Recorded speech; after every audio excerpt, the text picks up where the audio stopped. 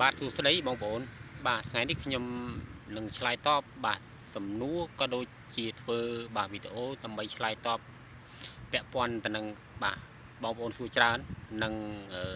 រឿងដើមកញ្ឆាយបាទនៅក្នុង caption ខ្ញុំបានបាទភ្ជាប់ជារូបថតហើយក៏ខ្ញុំសរសេរជាលម្អិតផងដែរបាទឥឡូវនេះខ្ញុំបានមកធ្វើវីដេអូដើម្បីឆ្លើយបាទកុំឲ្យបាទបងប្អូនសង្ស័យទៀតបាទទី1គឺថ្នាំដែលថាខ្ញុំប្រាប់អំពីបាទបញ្ហាថ្លង់ពីកំណើតឬក៏បងប្អូនថ្លង់ដោយប៉ះទង្គិចនៅបាទវត្ថុអ្វីមួយយ៉ាងអញ្ចឹងទៅណាបាទហើយថ្នាំខ្ញុំប្រាប់នេះគឺទី1គឺស្លឹកទឹកដោះបាទយកពីស្លឹកបាទទី2គឺដើមកញ្ឆាយដើមកញ្ឆាយនេះទៀតផ្សោតគឺកញ្ឆាយគេយកទៅធ្វើជាបន្លែបងប្អូនបាទបន្លែឆាឬក៏គេយកទៅធ្វើនំណាបងប្អូនបាទនោះឯងគេហៅថាដើមកញ្ឆាយនោះបាទហើយរបៀបធ្វើនោះគឺបងប្អូនត្រូវតែយកស្លឹកទឹកដោះហ្នឹងបាទយកវាពីស្លឹកហ្នឹងបាទបកយកអាឆ្អឹងខ្នងវាចេញរួចហើយបងប្អូនបាទយកដើមកញ្ឆាយពីដើមហ្នឹងមកបាទ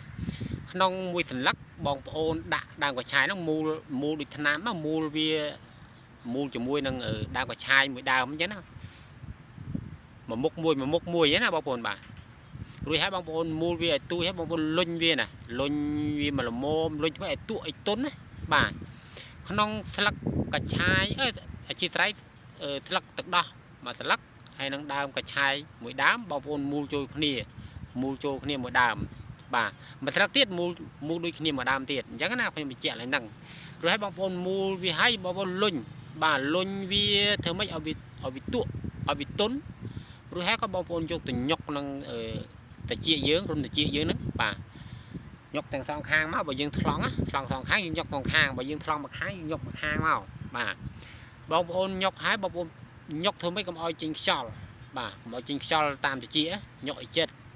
ហើយសូមបញ្ជាក់ថាកុំឲ្យញុកជ្រៅពេកឬក៏ខ្លាំងពេកវាខ្លាចប៉ះពាល់កណ្ដាស់តាជាញុកធ្វើម៉េចឲ្យទៅវាចិត្តល្មមបានហើយណាបងប្អូនបាទបងប្អូនញុកទុករយៈពេលត្រឹមតែ10នាទីទៅហើយចាំបងប្អូនយកវាចេញទៅបាទជាការស្រេចហើយបងប្អូនធ្វើបាទឲ្យគ្រប់បាទ5ថ្ងៃបាទក្នុងមួយថ្ងៃបងប្អូនធ្វើ2ដងទៅអញ្ចឹងសង្ឃឹមថាបងប្អូនស្ដាប់តាន់បាទឆ្នាំនេះគឺប្រកែណាបងប្អូនបាទនឹងពាក់ព័ន្ធ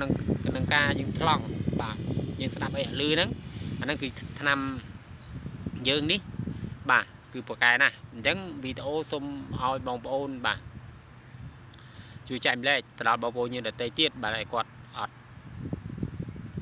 អត់បានដឹងអត់បានអីហ្នឹងបងប្អូនជួយផ្សព្វផ្សាយផងដើម្បីឲ្យគាត់បានយល់បានដឹងអញ្ចឹងណាបាទអញ្ចឹងវីដេអូខ្ញុំគឺអត់មានអីច្រើនទេគឺមានតែប៉ុណ្្នឹងទេបងប្អូនបាទរាល់ធ្វើវីដេអូមានពាក្យសម្ដីខុសឆ្គងត្រង់ប្រការណាក៏សូមបងប្អូនខន្តីអភ័យទោសបាទដល់ខ្ញុំបាទផងអរគុណច្រើន